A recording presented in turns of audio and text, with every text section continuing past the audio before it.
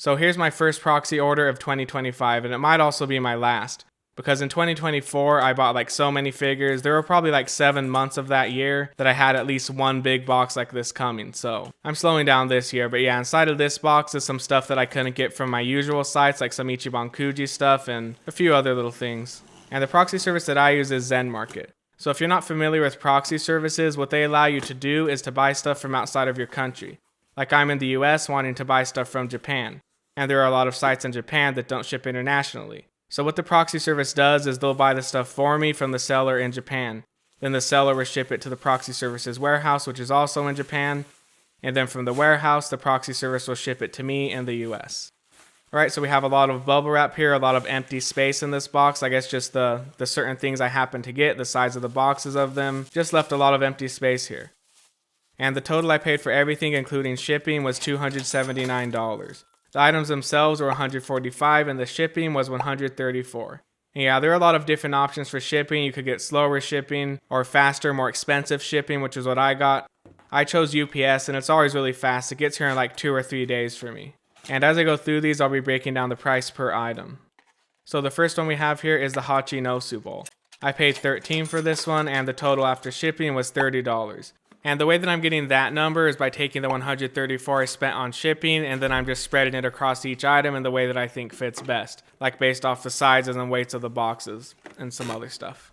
And this bowl didn't get released in the US, so that's why I used a proxy service to import it from Japan.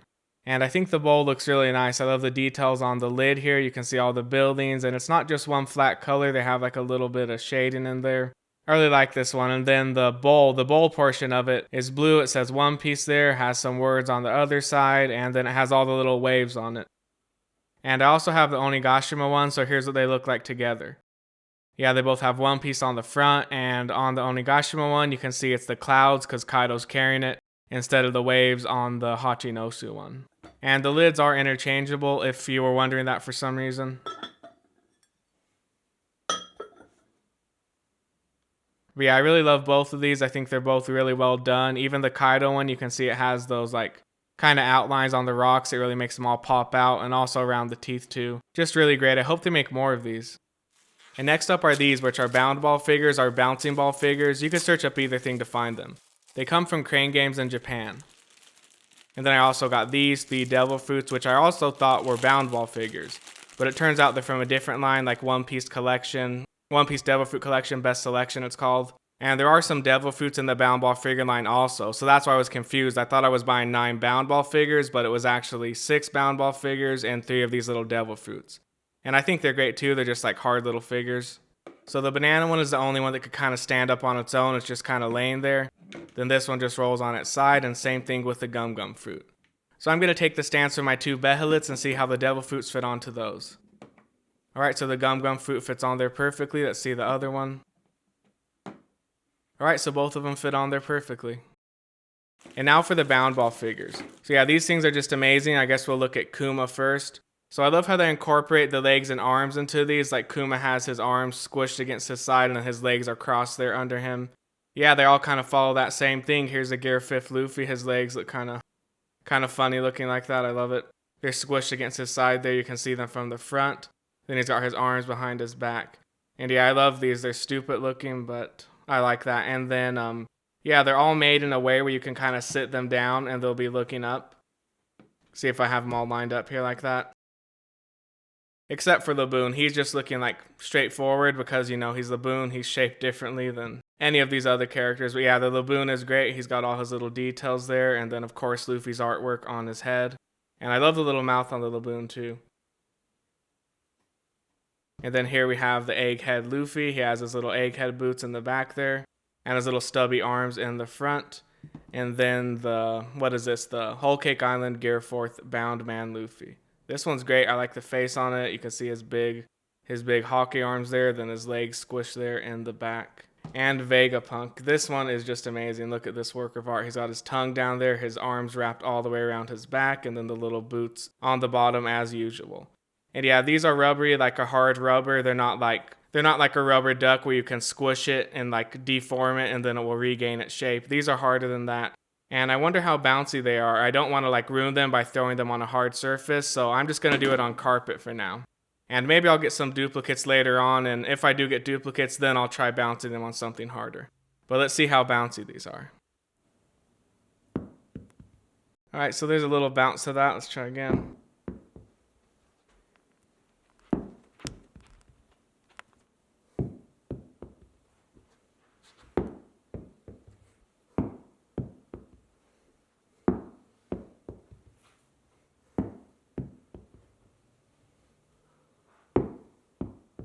So yeah, they're not too bouncy, at least not on carpet, and there are a few other ones that I really want to get, like the Have-a-Momo Dragon one, and I really like the look of that one. They also have a Tankman one. So those are probably the two I want the most out of the ones that I don't have yet. And I got all 9 of these from the same listing. I bought them from Mercari Japan through Zenmarket, which is where I got everything in this box from individual sellers on Mercari Japan. And I know the Mercari US site has an option now to buy from Japan. They have like a built-in proxy thing on there, but I prefer to just do it like this, and I heard it's more expensive too. More expensive to buy from Japan through the Mercari US site versus buying through a proxy service.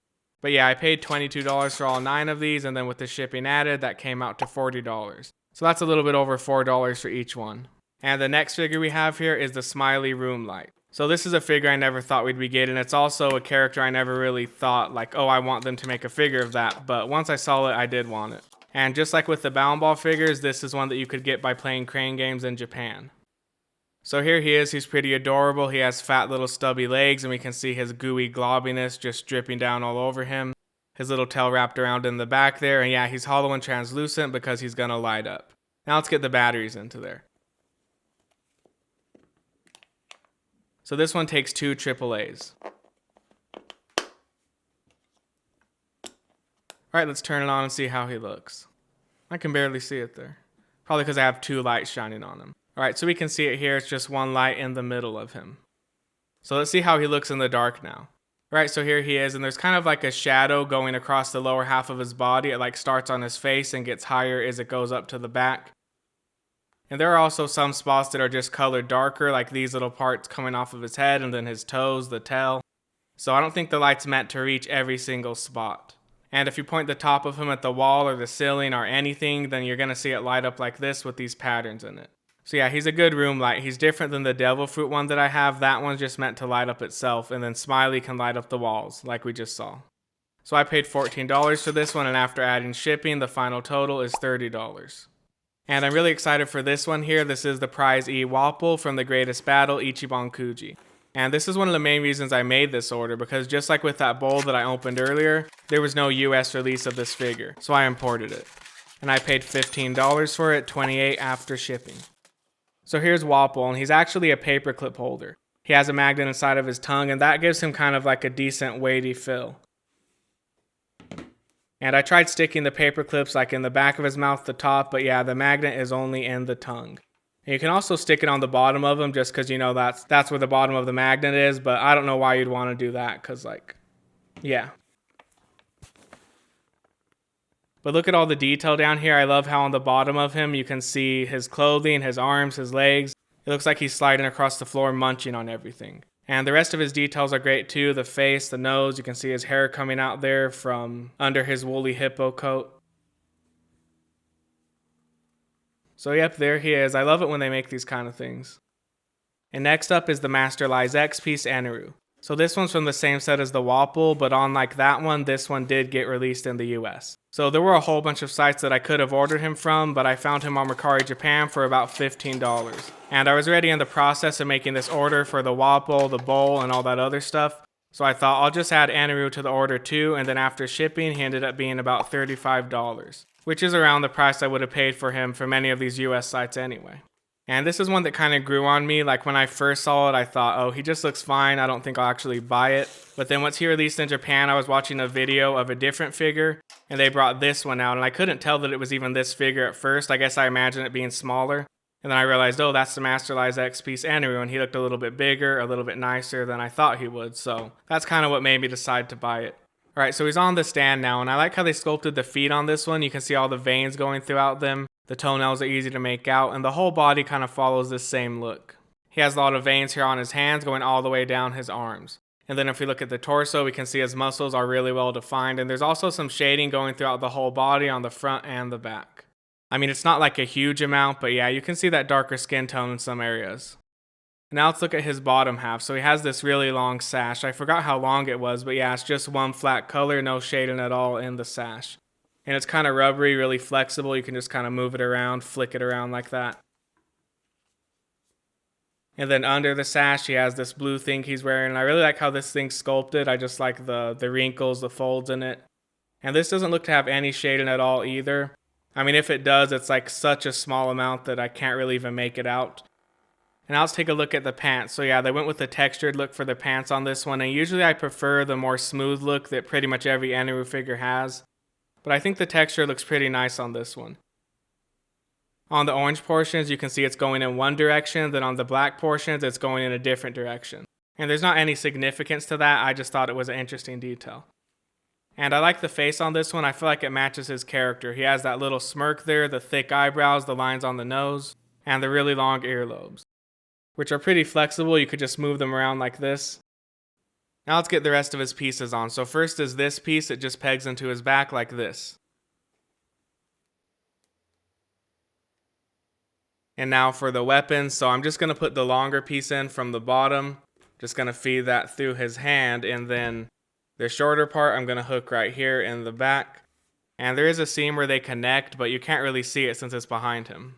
So yeah, here's what he looks like complete, and I really like this one. I did say that I thought he looked bigger in a video that I saw, but now that I have him in person, he looks about the size that I thought he would be. He's a little bit taller than the Masterlise Expiece Shanks, and based off their official heights, Eneru is about 2 feet taller than Shanks. So I like that there's at least a little bit of a size difference between these two figures. Now here he is with the sculptures Skype and Nami, some Grand Line series figures, and the Masterlise Expiece Awakened Raw Bluchi. So yeah, these two are like in the exact same pose. I mean, especially their left arm, and it just looks too similar to me, so I'm not going to display these two near each other. It just looks kind of weird. And I have some more Skype figures on the way. One of them is the Ichiban Kuji Kagura, and the other one is the 200 million volt Eneru. And they might actually get here while I'm editing this video, because I've been working on it for like 2, maybe 3 weeks now, so by the time I finally finish it, they might already be here. So if they did get here in time, then yeah, you'll see them right here in a picture, and if not, then I'll have them in other videos either way. Now let's get on to the last two figures. So first we're going to be opening up the Ichiban Kuji Treasure Cruise Yamato. And this is one that I didn't have to import. She's available at a lot of US stores for like $70, $80. But I didn't want to pay that much for her, and I found her for $22 on Mercari Japan. Then after shipping, she came out to $44. And I'm recording this chunk of audio on April 6th, 2025. So yeah, right now there's all this stuff with the tariffs going on, and I think some US sites have already upped their prices to account for them. And yeah, in this video, I imported figures from Japan to the US, so that's going to become more expensive. And yeah, I got my package in February. I'm just making the video kind of late because I'm always working on some video, but I was already slowing down on my collecting this year anyway, and thankfully I don't have anything currently pre-ordered from Japan sites. Though I was wanting to make one more proxy order this year. There's like 6 figures that I want to import, but there's just too much uncertainty with the tariffs right now, so I'm not even going to try to explain them. And I'm also not gonna spend any time worrying about it. I'm just gonna wait and see how it all turns out.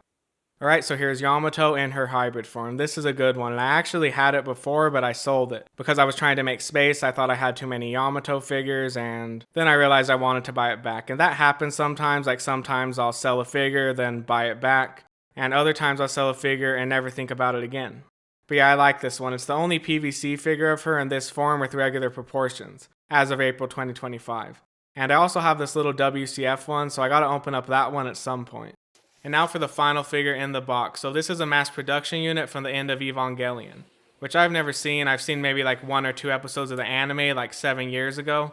Then I got busy with some other stuff and forgot to ever come back to it. But yeah, I saw this thing when I was looking at Ichiban Kuji's, and I really liked his design. And there's also the last one version with wings. At first I was going to get that one since it's getting a US release and the Prize A isn't. But then I saw that it has 2 supports under the wings and they're pretty distracting. So I decided just to get the Prize A in case I changed my mind on the last one. But I like them both, and I think I can live with the supports. I mean, it's better than having the wings sagging, so I'm thinking I'm going to keep my pre-order for the last one version. And I paid $42 for this one, $72 after shipping.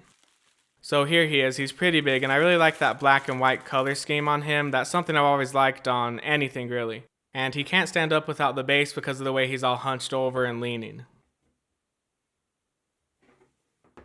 So before we get him onto the base, we have to connect this little support to it.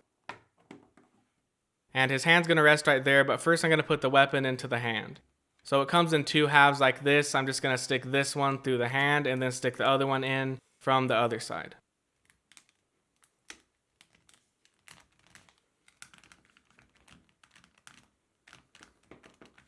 So here it is. It's long, it's going to take up a lot of space, and it also has kind of like a purplish pinkish hue to it. Not sure exactly how to describe that, but yeah, I think it looks good. Then he goes onto the stand like this. The little support goes in between the handle of the weapon, and then the hand rests on top of the support. Now we just have to get the feet into the pegs, and yeah, the hand will move around a little bit as you're adjusting it and putting the feet into the pegs. I mean, you probably could peg the feet in first and then put the weapon on after that, but yeah, this is just the order I did it in. Now here he is complete. He looks pretty good, pretty big. And yeah, he has that black underneath all that white armor or whatever you'd call that. And I think it looks really nice going throughout the whole body, especially here on the back. I like all those white chunks with the black underneath it. And up here on the spike too, you can also see the black down there. Then below it, he has these two like half closed holes. And I'm thinking that's where the wings come out of. Or maybe some of these things can't grow the wings. I don't know, but that does look like it's where they would go. And I really like these layers here under his arms. You can see them from the front and the back, depending on where you're looking at him from. And he has some nice detail on the bottom of his feet. It's probably one of my favorite things about it. Now let's look at the face. So he has these lines where it looks like eyes would be, but I don't think he actually has any eyes unless those open up in the movie or something. And I think he looks better without eyes anyway. Then he has that gray color in his mouth, which makes it easy to see the teeth. Like if they had colored the area between them white, then they'd all just blend in and look bad. And the mouth on the last one version is open, so it's nice that it's not just an exact copy of this one with wings. And I just love the hunched over posture of this thing, the stretched out neck. I think it's a great design. And I remember seeing a video where someone got like 9 of the prize A and maybe 3 of the last one prize, so that was pretty amazing seeing that many of them together. Oh, and I keep forgetting to talk about this, but it was a few months ago, my Brook figure fell down and he landed like this. That's gotta be like a once in a lifetime occurrence. And he was probably like that for a few days because I didn't even notice until I looked at the shelf from the side. I was like, how the hell did that happen?